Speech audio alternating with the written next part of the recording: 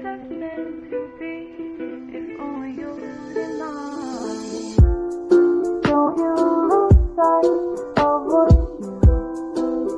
you want.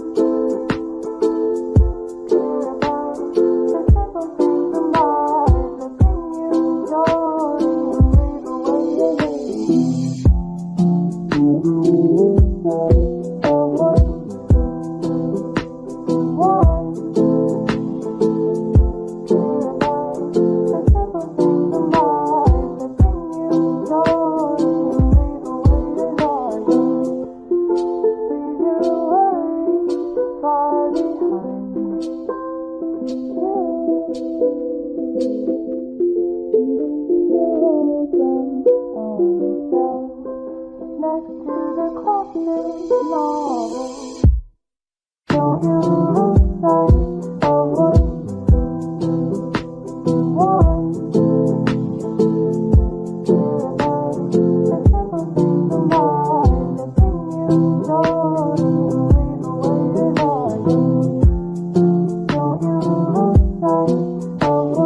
Don't you lose sight of what you want. Care about the simple things in life that bring you joy and leave away your pain. And leave your lonesome on the shelf next to the classic novel. Leave your worries far behind you. And leave your lonesome on the shelf.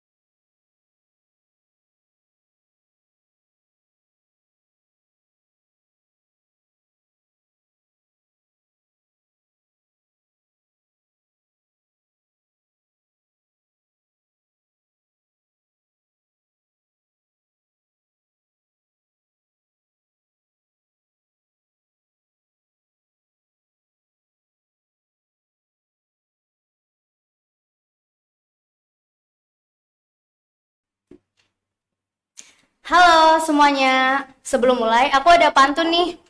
Ambil kayu untuk membuat meja. Kayu disatukan dengan paku. Sebelum podcast dibuka, ku ucapkan salam terlebih dahulu. Assalamualaikum warahmatullahi wabarakatuh.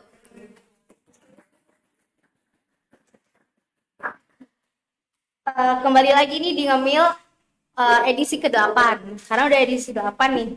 Nah, aku mau nanya dulu nih sama teman-teman, sama penonton di rumah, apa kabar? Semoga semuanya sehat-sehat selalu ya, dan semoga teman-teman di rumah di sini juga sehat-sehat. Buat teman-teman yang hari weekendnya produktif, tetap semangat ya. mungkin bisa lah di kalian sekarang nih kan lagi produktif gitu, bisa lah sambil dengerin podcast kita. Terus yang buat yang nyantuy-nyantuy, kalian bisa nih, bisa banget sambil simak podcast kita dari awal sampai akhir. Nah, sebelumnya aku mau perkenalan diri dulu. Kenalin, nama aku Safira Nelul Hamida. Aku akrab dipanggil Vira. Aku di OSIS menjabat sebagai koordinator seksi bidang pemberdayaan sumber daya manusia. Nah, oh ya teman-teman buat yang belum tahu apa itu ngemil. Jadi aku mau ngasih tahu nih, ngemil itu singkatan dari ngobrol era milenial. Nah, di sini kita bakalan ngobrolin tentang seputar masalah-masalah yang ada di zaman era milenial ini gitu. Nah, penonton di rumah pasti udah penasaran banget kan sekarang podcastnya kita tentang apa sih? Nah, jadi podcast kali ini tentang understanding eating disorder. Aku sama kakak cantik di sebelah aku ini bakalan ngasih tahu kalian kayak apa sih eating disorder, mulai dari definisinya sampai gimana sih cara kita tahu kalau kita tuh sebenarnya ada eating disorder atau enggak gitu. Nah, kita langsung aja yuk, daripada kelamaan, kita langsung aja ke kakak. Silakan. Halo kak. Ya, halo Vira, halo teman-teman yang di rumah juga.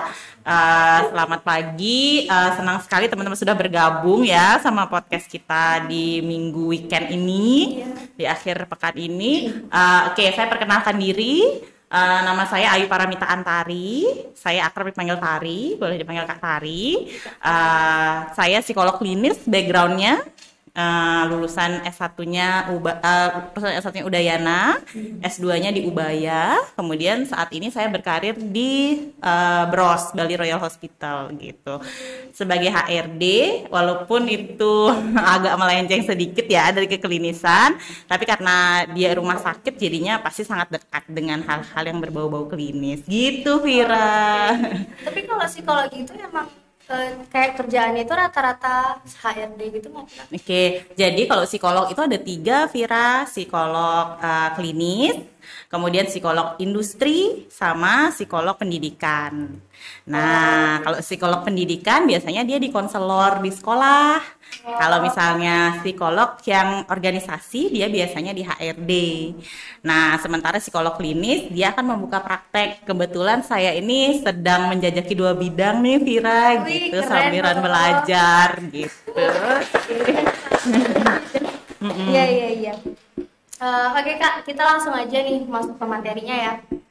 Nah, teman-teman di rumah nih, mungkin ada yang masih asing gitu kak sama eating disorder. Apa sih eating disorder gitu? Mungkin mereka pernah kayak tahu gitu ada istilah eating disorder, tapi mereka nggak pernah nyari tahu lebih lanjut gitu. Kayak cuma sekedar tahu, oh iya ada namanya penyakit eating disorder. Nah, terus itu bisa kak dijelasin kak apa sih eating disorder itu?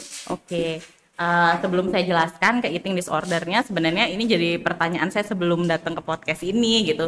Kenapa sih teman-teman itu tertarik untuk mengambil tema itu eating disorder? Mungkin Vira bisa jelasin sedikit kenapa sih tertarik dengan eating disorder? Mungkin karena ini masih kayak jarang dibicarain juga gitu ya kak, banyak belum tahu.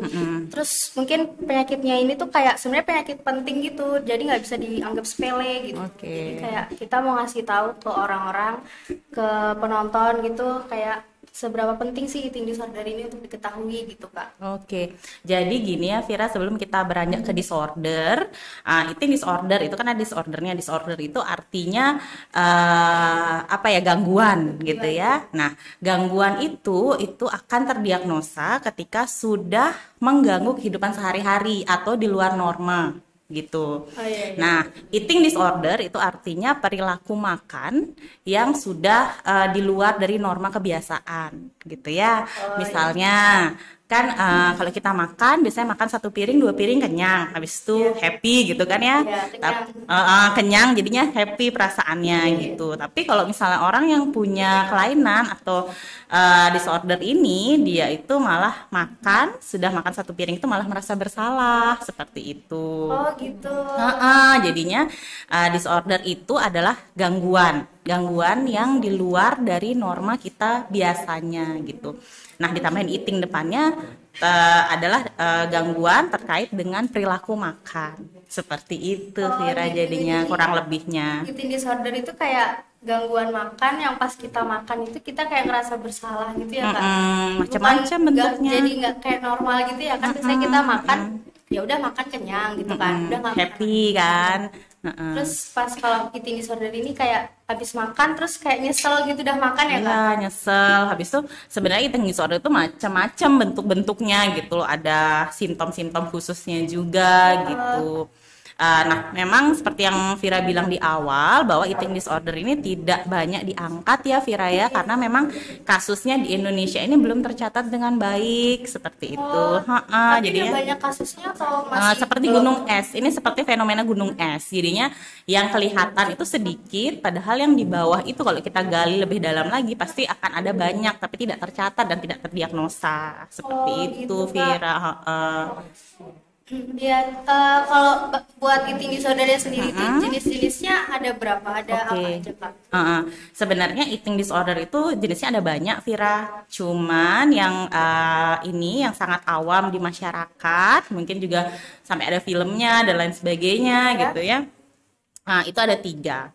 Yang pertama adalah anoreksia. Ini sebenarnya coba saya Anoreksia itu yang kurus itu ya? Iya, yang kurus itu. Jadinya anoreksia nervosa itu adalah gangguan makan di mana seseorang itu menahan dirinya untuk tidak makan atau berpuasa gitu ya, memakan hanya sedikit dengan kalori yang sedikit untuk mempertahankan bentuk badannya gitu. Jadi kayak diet gitu? Diet, tapi nah ini juga eating disorder itu sebenarnya adalah diet yang jadinya nggak sehat gitu. Kan ada diet yang sehat, ada diet yang nggak sehat, seperti itu anoreksia. Nah, kemudian yang kedua adalah bulimia nervosa. Bulimia. Nah, bulimia itu adalah episode di mana ketika orang makan sebanyak-banyaknya, kemudian dia merasa bersalah, akhirnya dia berusaha untuk memuntahkan makanannya. Gitu. Jadi dia karena sudah merasa bersalah tuh makan banyak gitu ya, nggak punya kontrol untuk berhenti gitu.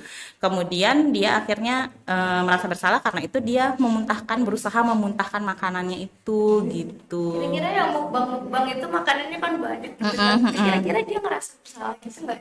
Nah, itu karena dia belum ke psikologi, jadi saya tidak bisa menjawab, Vira ya. Jadi kita soalnya kalau di mukbang tuh kita lihatnya di depan kamera aja, di belakang kamera kan kita nggak tahu gitu ya. Mungkin aja memang dia suka makan gitu, tapi pembedanya adalah ketika disorder itu seseorang tidak bisa memiliki kontrol dengan apa yang dia lakukan seperti itu. Misalnya nih Vira makan 1 piring kenyang, tapi kalau sudah ada disordernya itu ketika 1 piring, 2 piring, 3 piring, 4 piring, 5 piring itu nggak ada kontrolnya gitu loh. Jadi nah itu dia gitu. Jadi itu juga berpengaruh bukan hanya psikologis aja tapi juga biologis gitu. Jadi terkait dengan hormon, kemudian terkait dengan daerah di otak yang mengatur terkait dengan rasa lapar dan juga rasa kenyang gitu, Vira. Terus tadi kan sudah saya jelasin anoreksia ya, habis itu bulimia, kemudian ada satu lagi nih yang Vira bilang juga mukbang itu mirip sangat dekat sekali, yaitu binge eating. Binge eating itu adalah dia itu makan sebanyak-banyak tanpa ada kontrol itu, Vira. Tapi dia tidak memuntahkan makanannya, kemudian dia tapi merasa bersalah yang sangat dalam, iya, tapi nggak dimuntahin gitu. Jadi untuk pendiagnosaan eating disorder itu sudah ada simptomnya masing-masing gitu. Oke. Berarti ada 3 ya Kak jenisnya. Ada 3. Kemudian ada yang lain juga, tapi yang tidak umum, misalnya seperti pika. Kalau pika itu adalah orang yang makan itu sesuatu yang tidak wajar. Misalnya itu pernah makan sabun atau makan itu ya seperti itu. Wah, Vira udah riset juga. Ya. Gimana? Itu eating disorder juga. Iya, itu eating disorder gitu. Soalnya kan biasanya dijadiin kayak pemikan gitu. Untuk kan tadi udah ya jenis-jenisnya sama ciri-cirinya juga. Oke. Kalau untuk penyebabnya gitu Kak, penyebab kita kena eating disorder itu kayak faktor-faktornya tuh apa? Kayak misalnya apakah ngaruh dari gen atau kayak ngaruh juga dari lingkungan gitu atau gimana? Oke. Nah, sebelum kita ke penyebab, saya juga mau kasih pesan nih buat teman-teman juga di rumah, terutama kan ini pasti remaja-remaja juga gitu ya. Nah, ketika kita mempunyai simptom-simptom tertentu, Vira, atau gejala-gejala tertentu, bijaksananya kita tidak terlalu cepat untuk mendiagnosa diri sendiri. Jadi jangan self diagnosis. Misalnya Vira nih makan mungkin karena lapar, tugas OSIS banyak gitu ya, habis itu makan sampai 4 piring gitu misalnya ya, 3 piring 4 piring gitu, duh saya ini binge eating loh gitu, itu berbahaya sekali gitu ya. Jadi berbahaya sekali kita melakukan self diagnosa itu. Nah, ketika kita sudah merasakan diri kita itu ada permasalahan, saran saya adalah kita mencari bantuan orang terdekat seperti itu ya, untuk kita bisa bercerita. Kemudian kalau misalnya tidak tidak dapat suatu bantuan yang diharapkan, bisa menghubungi profesional gitu. Apalagi teman-teman di SMA kan paling dekat tuh sama guru BK sebenarnya, jadinya bisa konseling dengan guru BK-nya gitu, Vera. Oke. Itu pesannya ya. Jadi nanti kalau misalnya ada simptom satu terus tiba-tiba oh ya saya kayaknya bulimia deh, padahal ternyata kita makan cilok yang udah kemarin gitu kan, jadinya jadinya jangan hati-hati sekali gitu untuk tidak men-self diagnosa itu gitu, Vira. Oke, tadi pertanyaannya apa? Oke. Faktor-faktornya gitu Kak, dari faktor dalam atau faktor luar gitu. Oke. Nah, faktor-faktornya itu sebenarnya cukup banyak kalau dari referensi yang saya sudah baca, dan saya juga sempat tertarik juga dengan tema ini gitu. Sebenarnya saya akan membaginya itu dalam 3 ya, Vira ya. Jadinya terkait dengan sosial, psikologis, sama biologis. Nah, biologis ya. Jadi biologis ini kebetulan bukan menjadi expertise saya gitu ya, karena saya psikolog bukan dokter seperti itu. Nah, kalau biologis ini seperti yang Vira bilang, ada genetik, kemudian ada sesuatu kimia dalam otak yang itu terganggu sehingga berpengaruh pada sinyal dari rasa lapar dan juga rasa kenyang yang kita miliki gitu. Itu kalau biologis arahnya ke situ. Kemudian hormonal juga. Kadang-kadang hormonal, kadang-kadang orang dengan miliki diabetes itu dia kadang-kadang bisa jadi kurus sekali gitu kan, karena hipoglikemi dan hiperglikeminya itu gitu. Itu yang biologis. Kemudian kalau yang psikologis itu lebih pada, kalau misalnya awamnya itu adalah faktor internal kita gitu. Nah, psikologis itu adalah salah satunya kepribadian yang paling banyak berpengaruh itu kepribadian. Gimana tuh Kak kepribadian? Nah, kepribadian itu kan ada banyak nih. Kalau kita di sini mungkin tuh perlu podcast satu lagi untuk membahas kepribadian tuh ya. Nanti saya cuman sedikit aja. Kalau kepribadian itu ada yang namanya kepribadian Big Five atau Ocean. Openness, habis itu N-nya tuh neurotik gitu. Coba nanti neurotik. Jadi neurotik itu adalah kepribadian yang dia tipenya cemas, overthinking, overthinking, kemudian takut pada sesuatu yang sebenarnya belum ada penyebabnya gitu loh, maksudnya takut pada sesuatu yang tidak nyata itu. Nah, jadi kepribadian neurotik itu yang lebih rentan untuk terkena bukan eating disorder ya, tapi disorder psikologis yang lain juga gitu ya. Kemudian dari selain itu juga ada dipengaruhi oleh self esteem. Self esteem itu adalah bagaimana kita menghargai diri kita sendiri, seperti itu. Jadi kita punya konsep diri nih, Vira sama teman-teman yang lain pasti punya pandangan nih, saya itu siapa gitu kan? Saya itu siapa? Saya itu kuliah di mana? Kelebihan saya apa? Kelemahan saya apa? Seperti itu. Jadinya kalau misalnya orang dengan self esteemnya tinggi, itu ketika dia diejek atau dia itu misalnya dapat omongan omongan sedikit gitu ya, dikritik, itu dia akan menangkap itu menjadi sesuatu yang bisa membuat dia menjadi lebih baik. Tapi kalau misalnya self esteemnya rendah, itu akan dimasukin ke hati sama Jadi dia. down gitu ya, Nah, Kak. iya itu rentan dengan disorder. Terus yang paling utama, yang paling penting adalah sikap kita yang tidak puas terhadap bentuk tubuh kita. Nah, jadi eating disorder ini itu dekat sekali dengan body image atau citra tubuh bahasa Indonesianya. Oh iya. Iya, jadinya orang dengan memiliki persepsi cantik itu terlalu sempurna gitu ya, bahwa kurus itu adalah cantik. Nah, yang Iya, seperti iya. itu. Jadi dia itu Beauty standar gitu ya. iya, beauty standarnya sangat tinggi gitu kan, jadinya mungkin aja itu cuma di awang-awang aja gitu, Vira. Nah, itu yang paling mempengaruhi, yang paling dekat lah mempengaruhi ke eating disorder ini gitu. Terus yang terakhir adalah faktor dari sosial. Kalau sosial itu saya lebih melihatnya itu dari eksternal.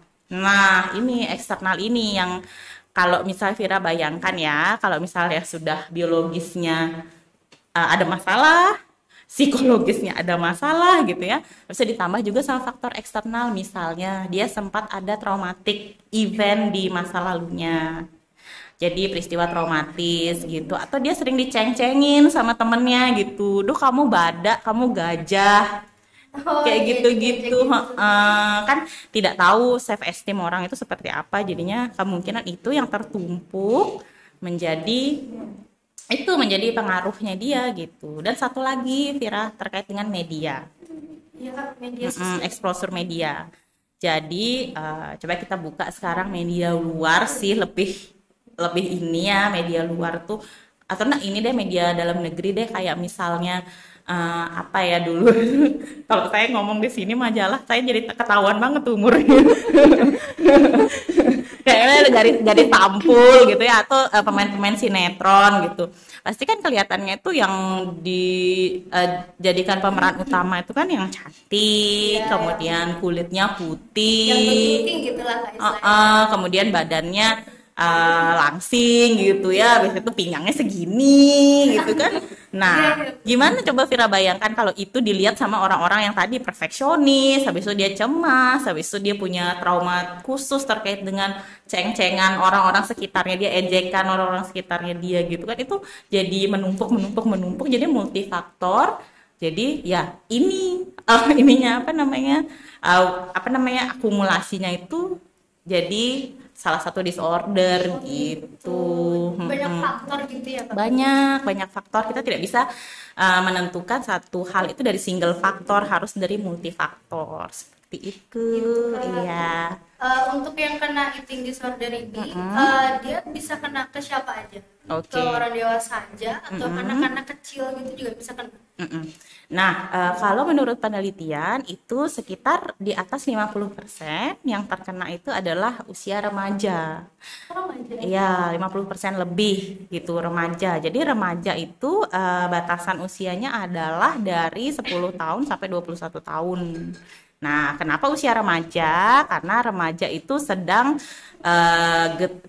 gencar-gencarnya itu berkembang tadi yang Mbak Tari bilang, terkait dengan self esteem, kemudian konsep diri gitu, teman-teman sedang kalau Explore gitu. lagi explore, habis itu ininya apa namanya, bahasa kerennya itu mencari jati diri gitu. Jadi sangat rentan sekali teman-teman ketika mendapatkan lingkungan yang misalnya kurang bagus seperti itu, akan terkena disorder, bukan eating disorder lagi, tapi eating disorder lain juga kemungkinan bisa. Tapi untuk eating disorder itu kebanyakan yang terkena itu adalah remaja. Kemudian dari remaja itu lebih besar kasusnya, ini Mbak Tari pakai kasus yang di luar negeri ya, soalnya yang di Indonesia ada, cuma seperti yang sudah tak bilang di awal, itu masih seperti gunung es fenomenanya. Iya, masih. Ini kalau di luar itu dia yang lebih banyak terkena eating disorder adalah remaja putri. Remaja putri. Iya, daripada remaja putra seperti itu. Kira-kira menurut Vira kenapa? Kalau cewek itu lebih perhatiin kayak ih aku cantik gak ya, menurut aku kurusan deh gitu, aku terlalu gendut deh kayaknya gitu kan. Minder gitu. Iya, jadinya ya benar sekali karena remaja putri itu sebagian besar di self esteemnya itu juga ada citra diri yang terbentuk di situ gitu. Jadi sangat diperhatikan sekali citra dirinya itu gitu, Vira. Gitu ya, jadi paling juga yang kena tuh remaja kayak kita gini dong berarti kan. Itu rentan sekali gitu ya teman-teman kalau misalnya kena suatu yang bad influence lah gitu ya dari luar gitu ya, ditambah juga mungkin kepribadian teman-teman yang sudah perfeksionis, kemudian kecemasan dan lain sebagainya gitu. Oke. Terus kalau eating disorder itu efek sampingnya di kita tuh apa? Kayak kita kalau udah kena jadi kayak gimana? Oke. Nah, kalau eating disorder itu kalau misalnya kita sudah kena nih eating disorder, tapi kan kita kalau misalnya kita sudah terdiagnosa nih menjadi eating disorder gitu. Untuk diagnosanya itu ada 3 tingkatannya, Vira. Jadi tingkatan keparahannya gitu loh. Ada yang parah, tidak terlalu parah atau bilangnya mild gitu ya. Habis itu moderate sama severe. Habis itu kalau yang jadi mild itu adalah yang tidak terlalu parah, tidak parah. Tidak Yang kemudian yang moderate itu tuh ya sedang-sedang lah istilahnya. Habis itu severe itu yang berat gitu. Nah, kalau misalnya kita terdiagnosa dengan taraf yang masih mild lah ya, masih tidak terlalu parah, biasa aja, itu kemungkinan kenanya itu di psikologis aja gitu. Jadi kalau misalnya sudah sampai ke parah gitu, itu sudah bisa kena sampai psikologi, udah sampai kena sampai biologis gitu kan. Itu yang bahaya gitu, hormon kita terganggu, rambut kita rontok. Habis itu banyak sekali hormon-hormon pencernaan yang nggak karuan jadinya di tubuh kita, seperti itu, kayak Vira. nggak sehat gitu juga. Nggak sehat, seperti itu. Untuk kita bisa tahu kalau kita tuh ada eating disorder atau enggak itu kita gimana Kak ngediagnosanya? Oke, sekarang kalau misalnya teman-teman di rumah juga, ketika teman-teman itu memiliki apa ya, pemikiran yang terus-menerus terkait dengan bentuk tubuh, kemudian teman-teman coba cek diri sendiri gitu ya. Jadi bukan men-self diagnosa tapi self checking dulu gitu loh. Kira-kira kalau saya bentuk tubuh saya gini, saya cemas nggak ya gitu. Saya takut nggak ya naik. Saya takut nggak ya naik timbangan, itu yang paling ini gitu loh. Seperti itu. Itu kayak dia naik timbangan aja takut gitu. Takut, yang anoreksia takut, yang lainnya juga ada yang takut, cuman yang paling parah tuh anoreksia itu gitu. Takut ngeliat timbangan gitu. Jadi dia itu kayak di anoreksia itu juga dia melihat dirinya itu padahal sebenarnya dia udah kurus, tapi di cermin itu dia kayak halu gitu bahwa dia gendut gitu. Itu ada kayak seperti dirinya sendiri tuh kalau sebenarnya tuh kurus gitu. iya, seperti itu. Nah, itu kembali lagi bagaimana kita tahu diri kita eating disorder. Ketika kita punya obsesi atau apa ya, pemikiran yang terus-menerus terkait dengan cara makan, habis itu apa yang kita makan gitu ya. Itu kita perlu checking di diri kita sendiri gitu. Konseling lah dengan orang-orang terdekat. Tuh saya ini punya simptom ini nih gitu. Pasti kalau misalnya orang terdekat sudah tahu, pasti bisa memberikan jalan buat diagnosa yang lebih profesional lagi gitu. Kalau misalnya belum tahu gimana Kak? Kayak orang awam juga gitu, dia kayak kan saya cerita gitu, aku kok makannya kayak gini ya gitu, terus dia juga nggak tahu kenapa temannya bisa makan kayak gitu, gimana cara nolongnya? Oke. Nah, karena teman-teman di podcast ini dan di sini sudah tahu beberapa jenis ini, kita juga saling caring sama sekitar kita gitu. Kita lihat teman kita kira-kira dia ini nggak selalu ngomongin. Jadi setiap hari tuh dia ngomongin, "Duh, saya kayak gendutan deh, gini." Coba dideketin, ditanya, "Kamu kenapa? Kok gitu?" Gitu. Maksudnya apa yang kamu pikirkan terkait dengan berat badanmu? Apa sih yang kamu harapkan gitu? Apa sih yang cantik itu menurut kamu tuh seperti apa? Jadi ketika teman-teman kita sudah agak menjurus-jurus nih, yang maksudnya udah perilakunya udah unik lah gitu ya, berbeda dari biasanya, kita deketin gitu, kita caring juga, kita jadi konselor sebaya gitu untuk mereka gitu. Terus Kalau misalnya kita kena eating disorder di awal gitu kan, kayak tadi kakak bilang, kan kayak makannya tuh jadi kayak banyak, aduh aku nih gini nggak ya gitu. Nah itu tuh cara nanganinnya gimana kak? Oke. Nah, kalau orang sudah punya kecemasan yang berlebih terkait dengan perilaku makannya dia, itu penanganan yang pertama adalah tentu saja pendekatan secara psikologis, Vira. Jadi kita akan dari psikolog itu secara profesional sudah tahu nih mau ditanyakan apa-apa aja gitu ya ke orang tersebut.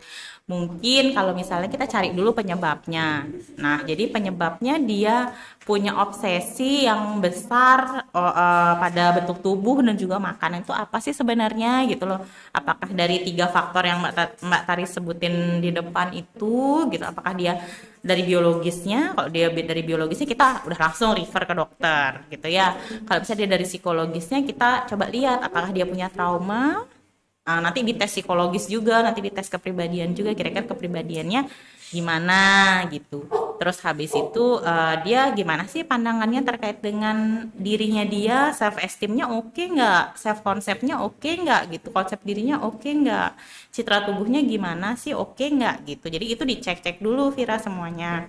Nah setelah cek-cek semuanya itu baru kita tahu akhirnya ini loh penyebabnya ternyata gitu.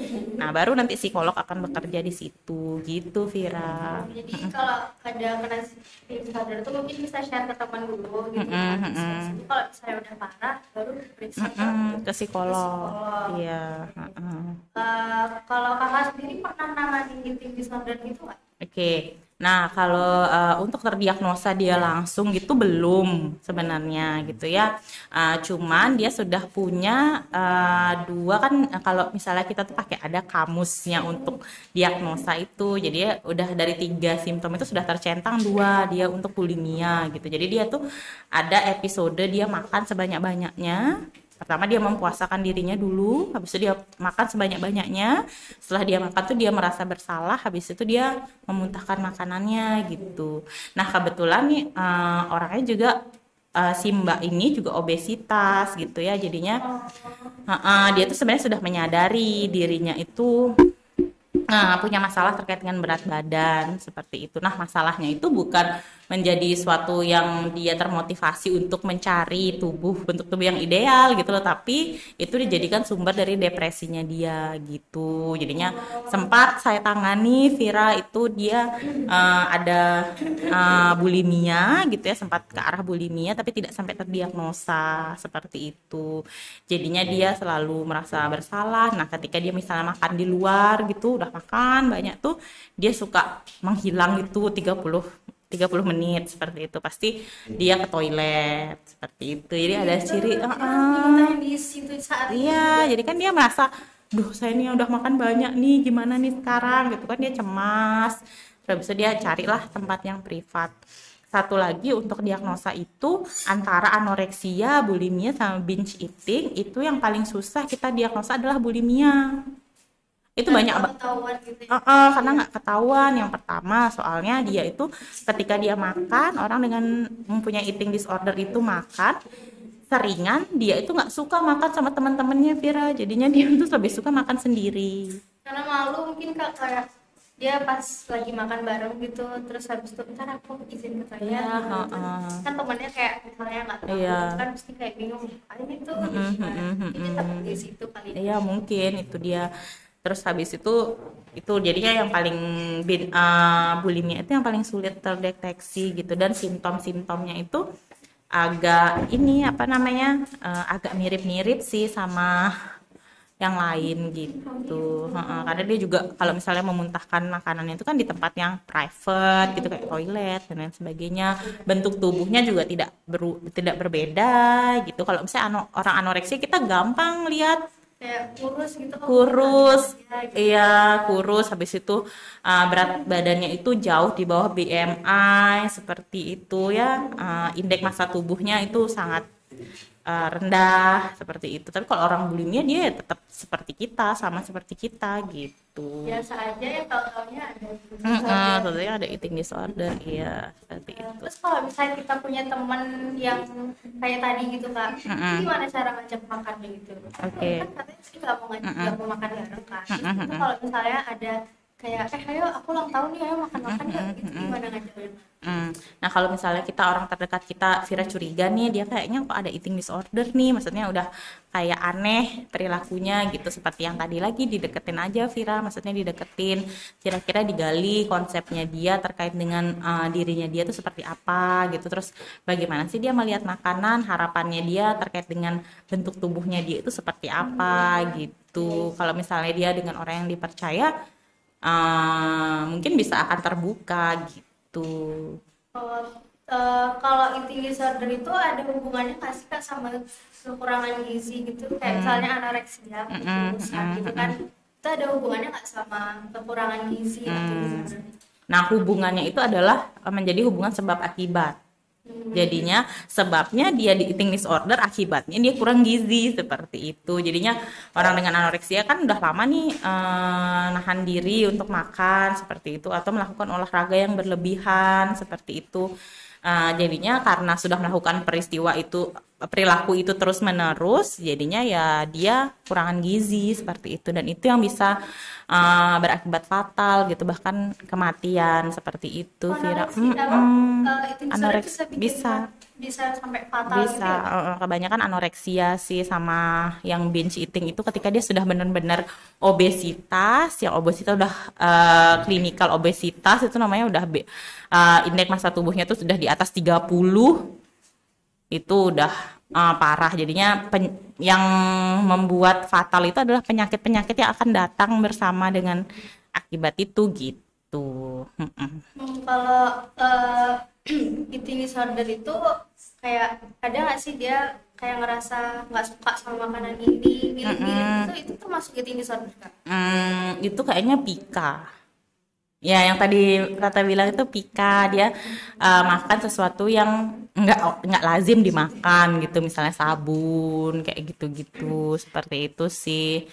Kalau orang dengan eating disorder itu beda-beda soalnya Vira. Kalau misalnya kita ngomongin anoreksia beda lagi, kita ngomongin bulimia beda lagi, kita ngomongin binge eating beda lagi. Kalau binge eating kan dia segalanya dia makan, kalau anoreksia segalanya dia tidak makan gitu kan. Kalau bulimia segalanya dia makan kemudian dia muntahkan lagi, seperti itu.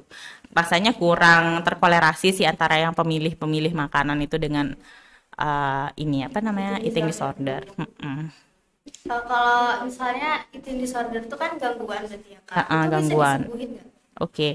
Penyembuhannya itu jadi tergantung lagi, kembali lagi pada tingkatannya yang tadi, berat, sedang, sama ringan itu. Jadinya kalau misalnya yang ringan dia punya harapan untuk menjadi lebih baik itu lebih besar seperti itu. Oh iya, karena masih kayak ringan gitu ya Kak? Ya. Masih sedang. Apalagi dia sudah melakukan konseling psikologis, kemudian dia juga didukung oleh sekitarnya, ada dukungan keluarga, dukungan teman gitu. Kalau saya sebagai psikolog klinis itu melihatnya selalu semua penyakit psikologis itu bisa sembuh kok, karena manusia itu bertumbuh Vira. Jadinya kita itu misalnya seperti pohon, ketika kita dipotong kan pasti kita tumbuh lagi gitu, pasti selalu ada kesempatan kedua untuk orang-orang dengan disorder khusus seperti Jadi itu. bisa sembuh ya Kak? Tapi kalau Bisa. sembuhnya itu bisa pulih kayak hilang benar-benar nggak sih eating disorder itu? Nah itu sama juga, bukan hanya eating disorder tapi penyakit lain juga ketika sudah sembuh bisa relapse lagi atau bisa kambuh lagi gitu. Jadi nggak bisa benar-benar Hilang. gitu ya? Bahkan semua penyakit tuh seperti itu sepertinya Vira. Kalau misalnya saya bilang di sini tidak mungkin sembuh, itu saya berarti mematahkan harapan gitu kan ya. Tapi setiap penyakit itu ketika kita sudah sembuh pasti ada kemungkinan, entah itu kemungkinannya besar, entah itu kemungkinannya kecil untuk kembali relapse atau kembali kambuh, istilahnya seperti itu. Nah kalau untuk kasus eating disorder di Indonesia ini kan tadi masih sedikit ya, Iya. tapi ada kan Kak? Ada Nah itu tapi belum tercatat dengan baik gitu. Nah itu kenapa kok belum tercatat gitu? Jadi gini, itu banyak faktor tuh Vira. Jadinya yang pertama adalah profesi psikolog itu masih sangat tabu bagi masyarakat Indonesia. Banyak orang Indonesia itu berpikir, saya tidak mau menjudge, tapi banyak yang berpikir, ngapain sih ke psikolog, cuman ngobrol-ngobrol aja, curhat doang gitu kan, bisa sama teman seperti itu. Jadi ya belum banyak masyarakat Indonesia yang mau ke psikolog gitu. Kemungkinan yang ke psikolog itu yang middle up gitu, jadi yang menengah ke atas, seperti yang sudah teredukasi seperti itu. Jadinya akan sulit kita untuk mencatat berapa sih kasusnya gitu. Terus kedua adalah kita belum mungkin masukan juga buat psikolog yang di luar atau teman-teman juga ketika nanti mau skripsi atau apa gitu, kita belum punya satu penelitian yang khusus gitu ya terkait dengan eating disorder. Mungkin ada beberapa gitu, tapi belum menyeluruh di satu Indonesia seperti itu. Terus itu juga letak geografis kita, Vira, itu sangat susah sekali tuh kan, karena kalau misalnya di luar negeri kan dia cuma satu itu aja, bisa tidak ada laut, tidak ada ini gitu ya. Kalau kita kan kita dipisah sama laut, tapi bisa berbagai pulau, berbagai bahasa gitu. Kayak bridge gitu ya kan? Ya, seperti itu. Gitu. Iya. Oh ya Kak, kita break dulu ya Kak. Oke. Kita break dulu 3 menit ya. Buat penonton yang mau nanya bisa di drop di kolom komentar ya. Dadah.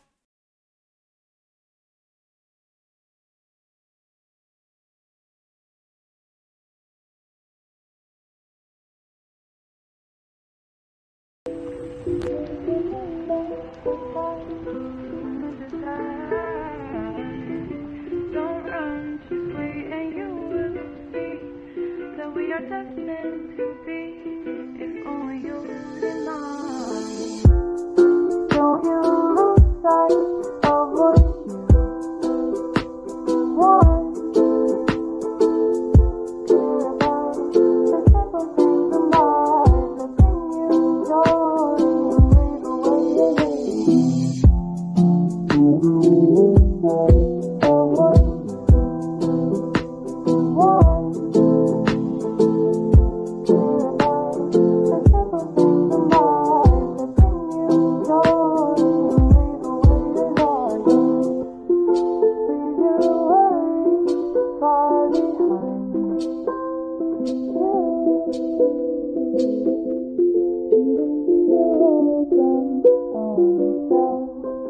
Next to the classic novel. Don't you lose sight of what you want. Care about the simple things in life that bring you joy and leave away your heart. Don't you lose sight of what you want. Care about the simple things in life that bring you joy and leave away your hate.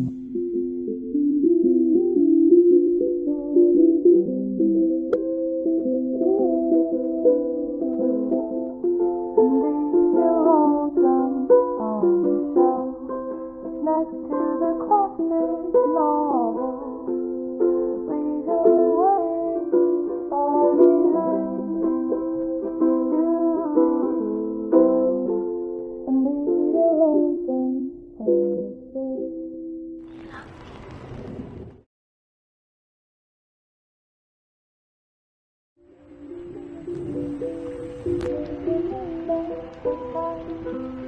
the shelf. Don't run, just wait and you will see that we are destined to be. If only you and I.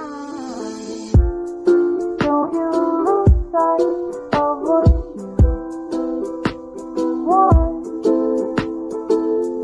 Care about the simple things in life that bring you joy and leave away your hate.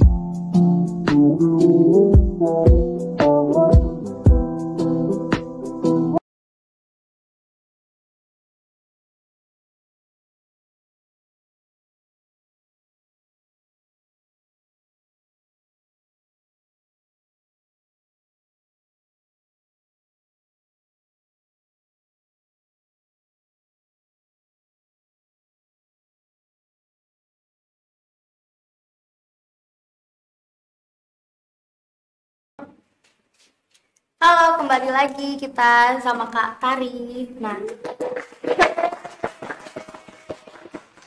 ya Kak, jadi sekarang kita masuk ke sesi tanya jawab nih Kak. Oke. Di kolom chat di Instagram ini udah banyak ternyata kayak nanya. Nih, ada pertanyaan pertama aku bacain ya Kak. Dari Kemajuls. Kemala, ada tim kita juga Kemala. Oke.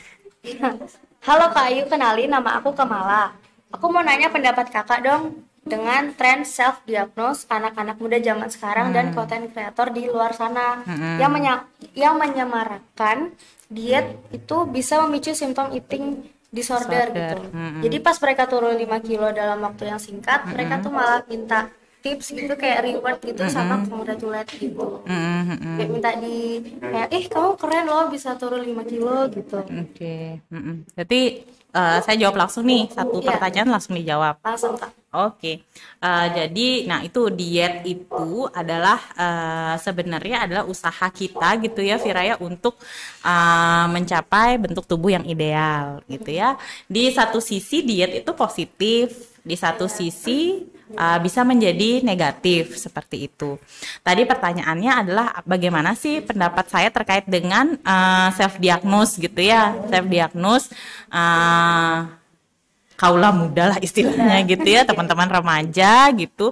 Kalau misalnya sudah punya nah saya mau tegaskan di sini diet ekstrim itu belum tentu eating disorder. Oke, jadi diet ekstrim itu belum tentu eating disorder.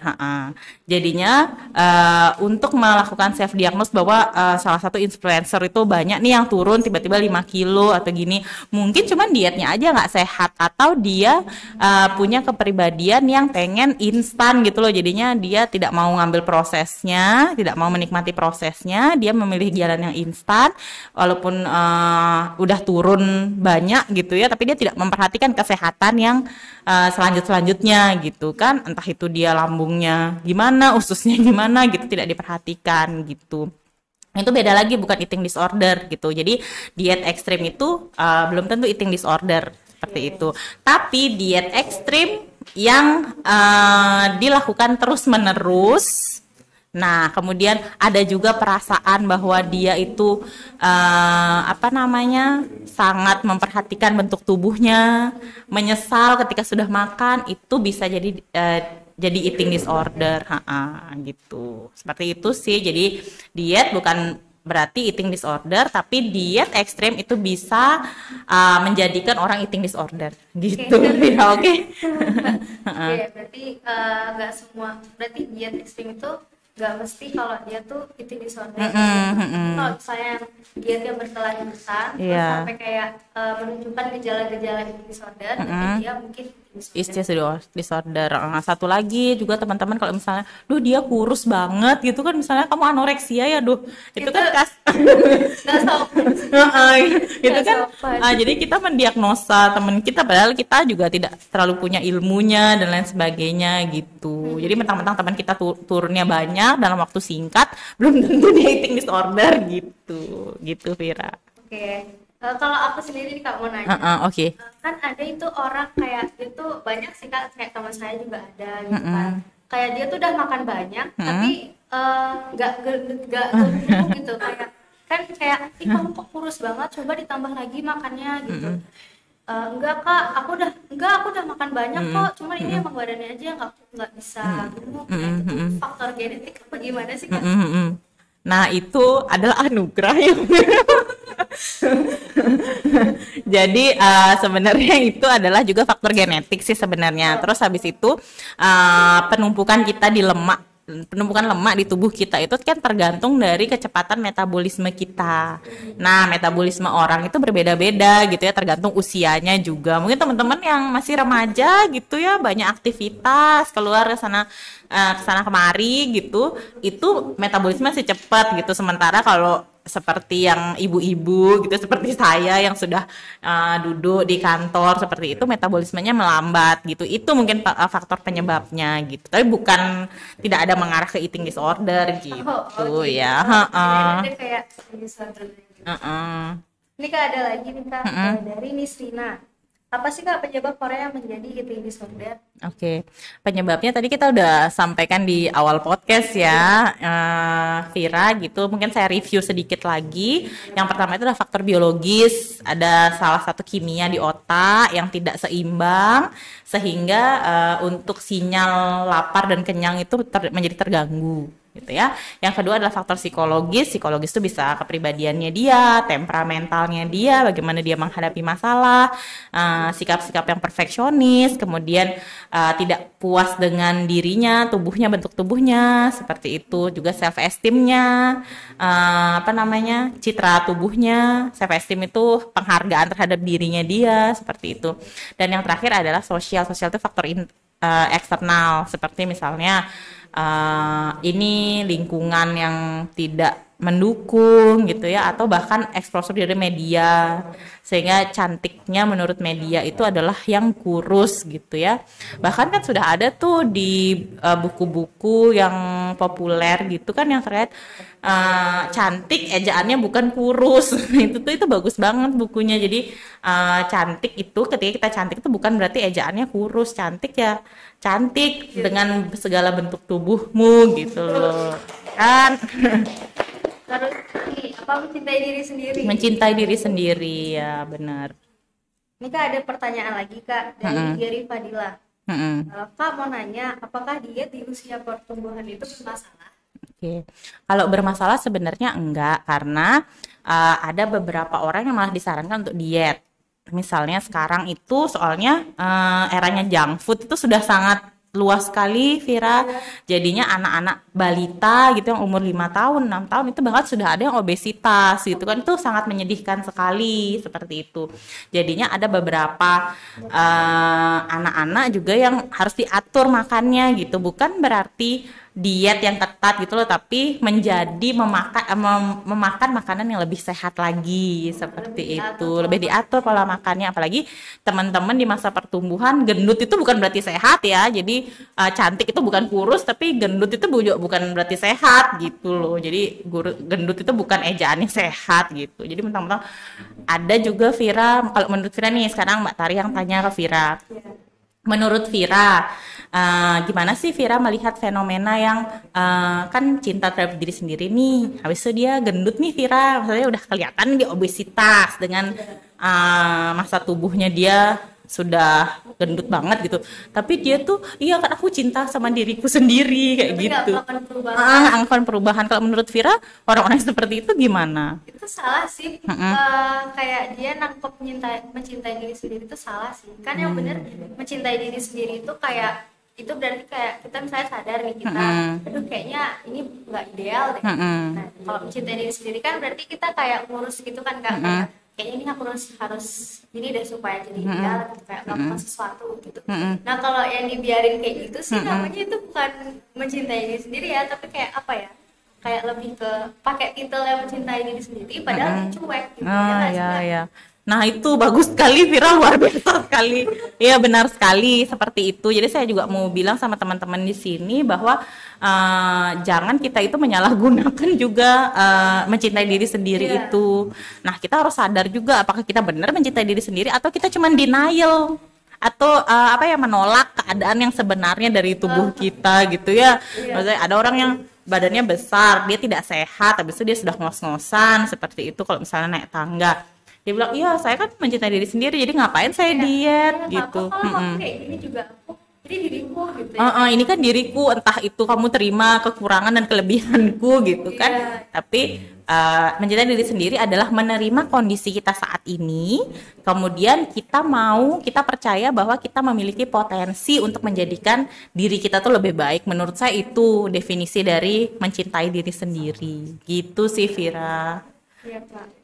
Kak ini ada pertanyaan lagi satu Kak, dari Vira. Vira ini. Oke.